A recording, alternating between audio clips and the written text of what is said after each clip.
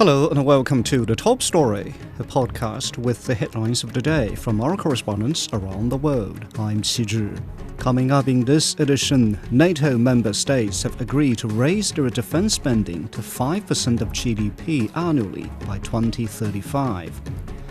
The United States will hold talks with Iran next week on a possible deal over the country's nuclear program. And police in Kenya have fired shots on protesters, leaving more than 10 dead and hundreds injured. We begin in Europe. NATO member states have agreed to raise their defense spending to 5% of GDP annually by 2035. US President Donald Trump returned from the NATO summit claiming victory after allies committed to what he called a historic military spending target. Trump had long criticized European allies for not contributing enough to collective defense and had pushed hard for the increase. Sarah Coates has more from The Hague. Increasing defence spending was the number one priority dominating talks between NATO allies here in The Hague over the past 2 days. It was a big ask from alliance members, raising their defence spending from 2% GDP to 5% over the course of the next decade. Allies have agreed to invest 5% of GDP in defence. This is a significant commitment in response to significant threats to our security. It includes at least 3.5% of GDP invested in core defence requirements, a benchmark that until today was set at 2%. A target that I'm pleased to say all allies will now meet this year or have already met. While the other 1.5% will be for defence and security-related investment, such as intelligence. In 2029, NATO will review the trajectory and balance of defence spending of allies. The conflict in Ukraine was also addressed by President Trump. He sat down on the sidelines of the summit with his counterpart Volodymyr Zelensky, who was dressed up for this meeting after getting a dressing down for his choice of outfit when he met Mr. Trump at the White House in April. And with the summit here in The Hague now over, it's time for these NATO allies to roll up their sleeves and make this promise for a steep hike in defence spending a reality. That was Sarah Coates reporting. Spain has long opposed NATO's move to increase defence budget to 5% of GDP. It opted out of the decision, drawing an angry response from US President Donald Trump. Ken Brown reports from Madrid.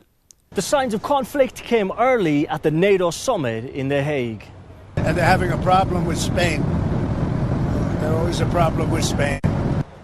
Spain, the only member to opt out of an agreement to raise NATO defense spending to 5% of GDP. Spanish Prime Minister Pedro Sanchez stated that 2.1% of GDP was enough. It's an investment that we consider sufficient, realistic, and, very importantly for Spain, compatible with our social model and our welfare state. Spanish sources insist that Sanchez has majority support back home, saying NATO is asking for almost $60 billion extra spending each year, and that this new spending would largely go to US weapons makers. NATO Secretary General Mark Rutte, however, insisted that 3.5% on core defence and 1.5% on other defence-related spending is necessary. Is Spain now serious about the defence spending goal? I believe so. As you know, there is disagreement to disagree that they think they can reach the capability targets by 2.1%. NATO is saying it has to be 3.5%, like for all the other allies. All allies will report on how they are getting to the capability targets, so we will see. But Spain's stand could prove costly. Spain is the only country out of all of the countries that refuses to pay. And, so they want a little bit of a free ride. But they'll have to pay it back to us on trade because I'm not going to let that happen. It's unfair. We're negotiating with Spain on a trade deal. We're going to make them pay twice as much. And I'm actually serious about that. The deadline for those negotiations is coming up fast on July 9th as Spanish business braces for some bad news. That was Ken Brown reporting from Madrid. Turning to the Middle East, the United States will hold talks with Iran next week on a possible deal over Tehran's nuclear program. Washington is also seeking to quell doubts over the success of the U.S. strikes on Iran. Owen Fairclough reports from Washington, D.C. US President Donald Trump may be enjoying a victory of sorts at the NATO summit after persuading members to spend more on collective security. But returning to Washington, D.C., the US President is facing urgent questions not just about the path forward for Iran following his decision to bomb its contested nuclear sites, but also the effectiveness of that campaign. Before leaving the Netherlands, Trump insisted there was a path forward for Iran. We're going to talk to them next week with Iran. We may sign an agreement. I don't know. To me, I don't think it's that necessary. I mean, they had a war, they fought. Now they're going back to their world. I don't care if I have an agreement or not. The only thing we'd be asking for is what we were asking for before about we want no nuclear, but we destroyed the nuclear. In other words, it's destroyed. I said Iran will not have nuclear. Well, we blew it up. It's blown up to kingdom come. Trump's uncertainty may be reflected in the fact that so far Tehran has not acknowledged these talks, and so far no date has been set for them. But it's also worth noting that Trump's Middle East envoy Steve Witkoff has said that negotiations indirectly and directly with the Iranian leadership are continuing. And it's also worth noting that negotiations had been scheduled to take place in the Gulf state of Oman before Trump's decision to bomb those nuclear sites. As the ceasefire takes hold between Iran and Israel, there are urgent questions now about the effectiveness of that bombing campaign that Trump undertook unilaterally. The word obliterated appears to be circling around Washington, D.C., Trump insisting that Iran's 3 key nuclear sites that he attacked were obliterated in that attack. And Trump also put out a statement before he left the Netherlands, insisting monumental damage was done to all nuclear sites in Iran, as shown by satellite images. Obliteration is an accurate term. The biggest damage took place far below ground level, bullseye. Trump wasn't specific in that statement, but it's understood he was referring to the Fordo site, considered one of the more secretive sites in Tehran's nuclear development program that was attacked during that bombing on Saturday. And there's concern here in Washington, not least from the Pentagon, that it may not have been as effective as Trump claims. Some experts think the enriched uranium at the center of Tehran's disputed nuclear program may have been moved out before the attacks took place. It also doesn't help that the head of the International Atomic Energy Agency also isn't sure about the effectiveness of those strikes. And one problem there is the inspectors who are in Iran currently can't access those sites. All of these questions need to be addressed by Trump, with lawmakers in Congress asking for urgent answers. That was Owen Fairclough reporting. In Iran, the foreign ministry has admitted that the Israeli and U.S. attacks badly damaged the country's nuclear installations. Foreign Minister Said Abbas Araghchi criticized the Treaty on the Non-Proliferation of Nuclear Weapons for failing to protect Iran's nuclear program. He said the country acquired peaceful nuclear technology, with some of its top scientists losing their lives to pursue the goal. Araghchi reiterated Iran's determination to obtain the technology. On Wednesday, the presidents of Iran and Egypt agreed in a phone call that it's necessary to advance political solutions to ensure regional security. Aysan Kavani has more from Tehran. After a ceasefire between Tehran and Tel Aviv, the Iranian capital is calm now. More than 600 Iranians, including civilians, were killed. Dozens of residential and non-military buildings in Iran were severely affected. During the 12-day war between Israel and Iran, this bakery got hit hard. Top floors, doctor's clinic, hairdresser, all gone in seconds. Iran's Ministry of Urban Development has pledged support for those affected by Israeli attacks. A special committee has been formed to list all the victims, and soon they will be compensated. The government says within a week, insurance firms will start paying compensations. While reconstruction will start soon, Iranians have shown a great degree of solidarity to stand next to each other in these hard times. That is Aysan Kavani reporting. The chief of Israel's Mossad intelligence agency says the organization will continue its activities in Iran. Meanwhile, Israel's Atomic Energy Commission says U.S. airstrikes on Iran's Fordo nuclear facility destroyed key infrastructure, rendering the site inoperable. Jonathan Regev has more from Tel Aviv. How successful was the American-Israeli war in Iran against the nuclear facilities? There are contradicting reports in the US, and it's the same here in Israel. The story basically depends on who it is you choose to believe.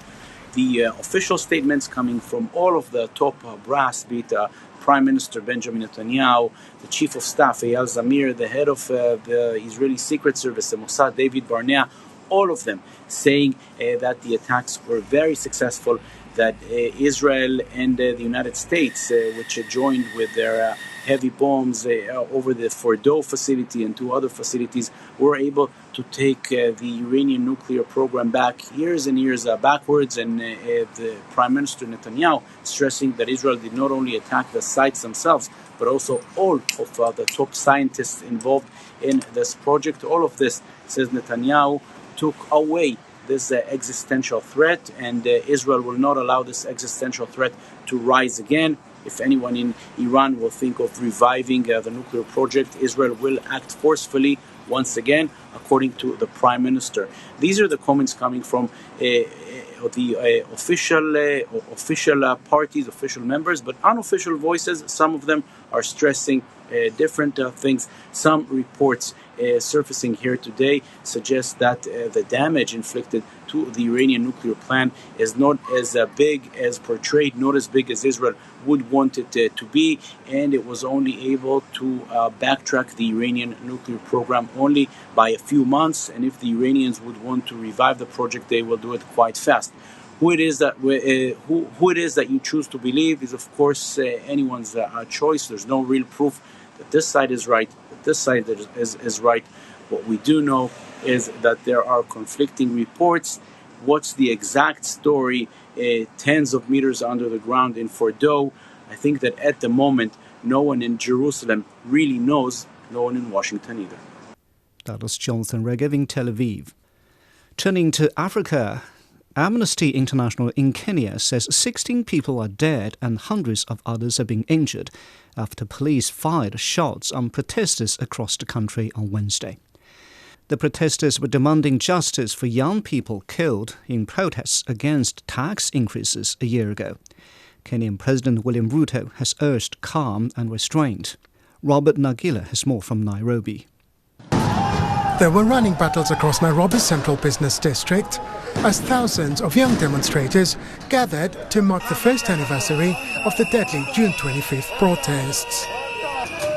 Back then, at least 60 people were killed by security forces during a protest against tax hikes outside the country's parliament in the capital city. Despite assurances of security by the police, they were met instead with tear gas and rubber bullets. The number of protesters has significantly grown over the past few hours. The protesters are trying to make their way towards the country's parliament, but police are using water cannons and tear gas to prevent them from reaching their goal. Several protesters and police officers were injured during the clashes.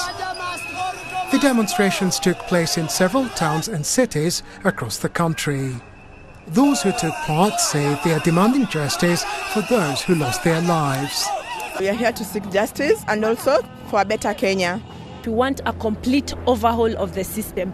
Every system is rotten, from the ministries to service providers to we need a complete overhaul. But the public's relationship with the police is at an all-time low. Just last week, hundreds of demonstrators took to the streets to protest the death of a 31-year-old blogger and teacher in a police cell in Nairobi. Several police officers have since been charged in court with his death. That was Robert Nagila in Nairobi. In North America, a heat wave is bringing extreme temperatures and high humidity to many parts of the eastern United States. Weather authorities say the heat dome will affect nearly 160 million Americans. High temperatures also putting pressure on the power grid, transportation and hospitals. Jim Spellman reports. Summer has just begun, but already tens of millions in the U.S. are sweltering under record high temperatures. It's raging hot. I woke up this morning on personal trainer, so just getting on the train and coming into the city, humidity was ridiculous. Meteorologists say a system known as a heat dome has been parked over much of the eastern United States. We know that hot air likes to rise. So in general, hot air is rising, but it reaches this dome of high pressure that is forcing it downward, causing it to compress and further heat. So it's kind of this continual cycle where the air is rising and sinking, and as it sinks, it heats more and more. At least 7 states have seen record-breaking or tying temperatures. Boston topped 38 degrees Celsius, 102 degrees Fahrenheit, breaking its record for the month of June. Humid, that's the worst, the humidity. The heat sucks, but the humidity is what makes you sweat and feel sticky, and I don't like it. Across the Midwest, roads have been cracking under the extreme heat. Trains have been forced to slow since the heat can cause rails to expand. Lakes and pools are packed as people try to find relief for themselves and their pets. The worst thing for them, I think, it's the pavement. It gets really, really hot. Some relief is expected Thursday when the heat dome lifts and lower temperatures arrive. But this could be just the beginning of a long, hot summer for many in the United States. That was Jim Spellman reporting. Finally, in China, heavy rains are battering large parts of southern China, with authorities extending alerts for rainstorms. Provinces like Guangdong, Hubei and Hainan are expecting heavy rainfall. Floods in Rongjiang County, Guizhou, have left 6 people dead, damaging roads and disrupting communications. Intense rainfall has also affected Sichuan and its neighboring areas. Sun Tianyuan has more from the southwestern province. It's been raining over the past few days in Chengdu, and the rain finally came to a halt. But another round of rainfall is on its way to southwest China. That's according to the China Meteorological Center. Parts of Sichuan province will see moderate to heavy rain, and some areas could get heavy to very heavy downpours. Thunderstorms, strong winds, and short bursts of intense rain are also expected. Since Tuesday, local governments across the province began moving people to safer places. Over 30,000 residents have been evacuated. Experts warn that the rain could also trigger floods and landslides, and people in risk zones should stay away from valleys and mountain streams. Swimming and camping near rivers is strongly discouraged. Meanwhile, nearby Guizhou province has already been hit hard by flooding. In response, the central government has allocated 100 million yuan to support emergency recovery there. That's around $14 million. The funds will be used for roads, water systems, hospitals, and schools that have been affected. And another 100 million yuan has been sent to South China's Guangdong and Hunan for recovery as well. The goal is to help these areas to get back to normal as soon as possible. That was Sun Tianyuan reporting in Chengdu. Now, recapping the headlines. NATO member states have agreed to raise their defense spending to 5% of GDP annually by 2035. The United States will hold talks with Iran next week on a possible deal over Tehran's nuclear program. And police in Kenya have fired shots on protesters, leaving more than 10 people dead and hundreds injured. And that's it for this edition of The Top Story, the podcast that brings you world headlines every weekday. For more news in politics, business, sports and culture, you can subscribe to the Beijing Hour, a 1-hour podcast news magazine program. We welcome and appreciate all ratings and reviews. I'm Qi Zhi. Thank you for listening.